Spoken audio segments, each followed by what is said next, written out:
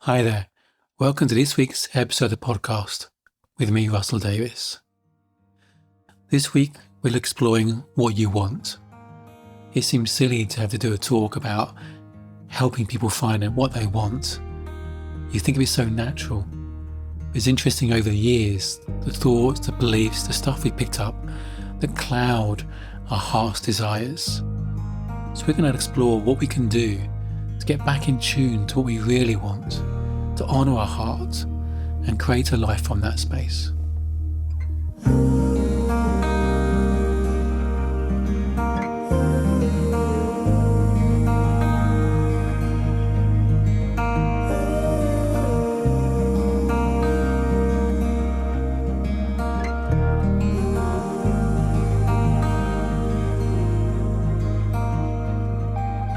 I want to talk about creating what we want. I help people create more what they want in their lives. To connect to innate clarity, get clear what that is, innate confidence to believe they can create that. And the first step, getting clarity in what we want, can be quite difficult. It sounds crazy to think about we don't know what we want. I was stuck in a job that wasn't really me, but I had no idea what I really wanted to do. I spent all my years up to that point, my mid-30s, creating the life I thought I should be creating. We're living outside in rather than true to our heart and our soul often. And one of the reasons is when we grow up, we think there are rules we need to adhere to. We're trying to work out the rules of life to feel loved, to feel safe in the tribe, whether that tribe's the family unit or the friendship circle at school, a different sense of tribe. The remaining part of our brain thinks our survival is dependent on that.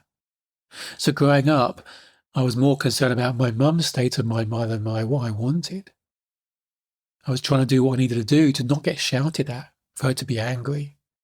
So in every moment, what I wanted was secondary. It was, if I do this, how's she going to react? If I do this, will she be upset? When I got shouted at, I felt more unloved. So I was working out the rules of life to feel more loved. I was quashing my heart's desires and listening more to my fear of being shouted at. The part of us that wants to feel loved.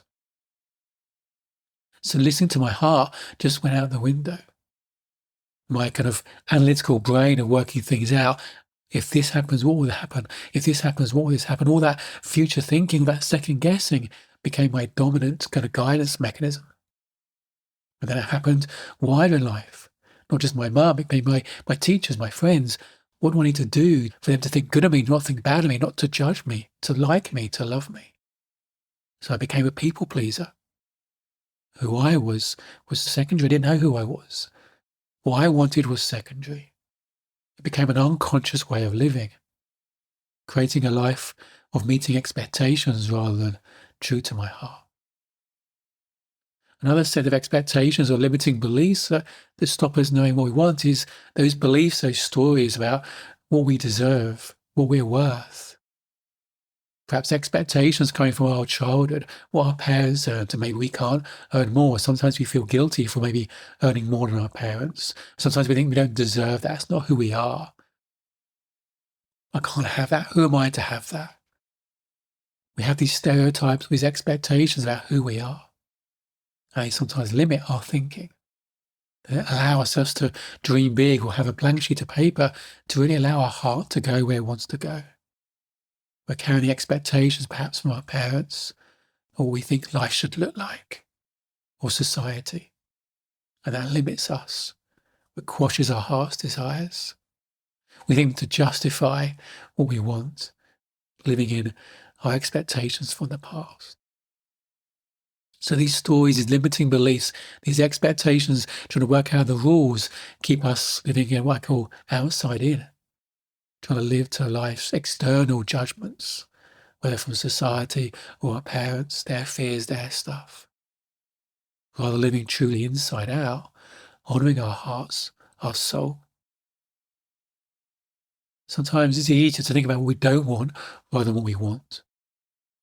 Wasn't a job that I wasn't really enjoying, wasn't really me. I had no idea what I wanted to do instead. So I wrote down on a bit of paper the aspects of a job, trying to describe a job I'd hate, the worst job in the world. Things like the length of commute, where I'd work, the environment I'd be working with, would I be working alone or with people, what kind of work would I be doing? And that helped me kind of realise what I don't want. That pointed me in the direction, okay, what do I do want? It's the opposite.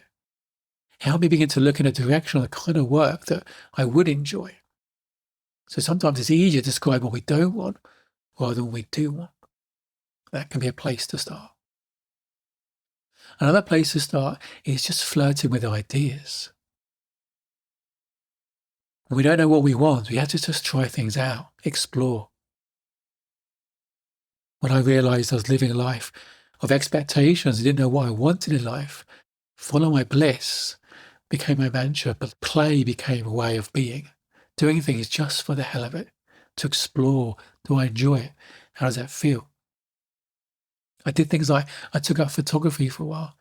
Had no interest in it before, but it just felt like a fun thing to explore. I started playing tennis more. I played a lot of tennis as a teenager. This was my mid-30s. I started playing tennis more because I missed it and I forgot how much I enjoyed it. I allowed myself to play more. Allow myself to ask what I want in this moment.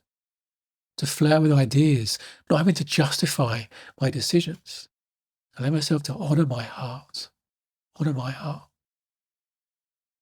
And one thing that allows us to do that is permission, knowing we have permission to do that. We have permission to do that. It's okay to do that. It's believing in ourselves, believing it's okay to be happy, believing it's okay to have what we want. To have what we want.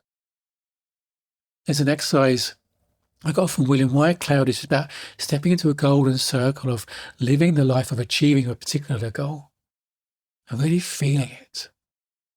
Let your nervous system relax into it, feel it. What is you believe about yourself more fully in that space? Who are you being, having created that goal? And that's a place to come from, not a place to get to. That's my work with my clients is about changing their state of being, their relationship with themselves, living from that state of being now. They're worthy. They believe they're worth it. They believe they can create it. They have innate confidence to know that it's possible. And they can do that. May not know exactly how yet, but it's one breadcrumb at a time. Just living from that space, believing it is true. Edward Goddard is another author I love. He says about living in the wish fulfilled. So imagine that wish as being fulfilled, living in that space, living in that feeling. It's a place to come from, not a place to get to. And a way of stretching, exploring what we want. A lovely exercise I got from this great book, The Aladdin Factor, by Jack Canfield and Mark Victor Hansen.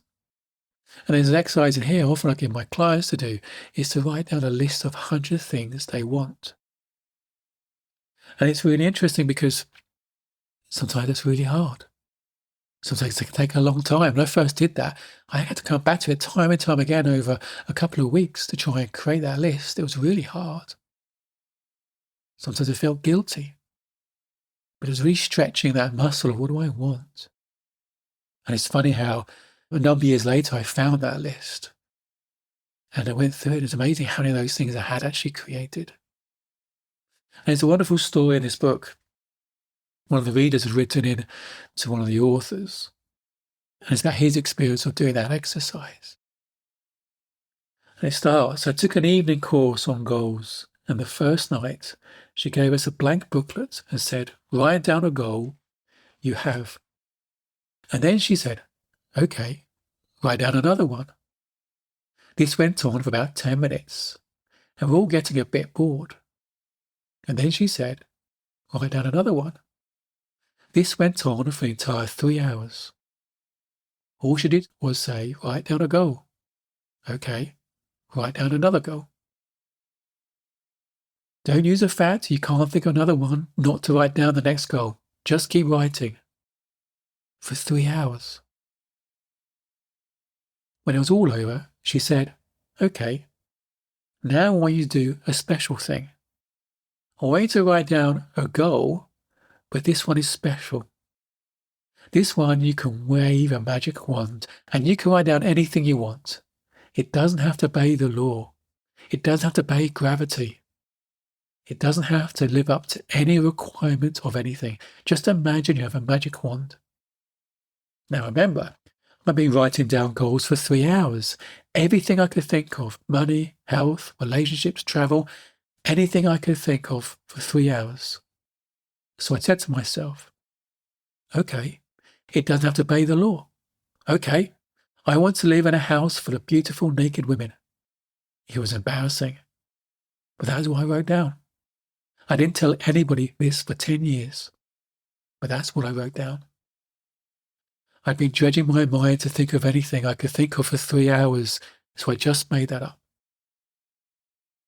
Sandra, the instructor, said, okay, I'll meet you here in 1 week from today for the next class. And by the way, that last one is the one that will get fulfilled. Everyone in the room gasped.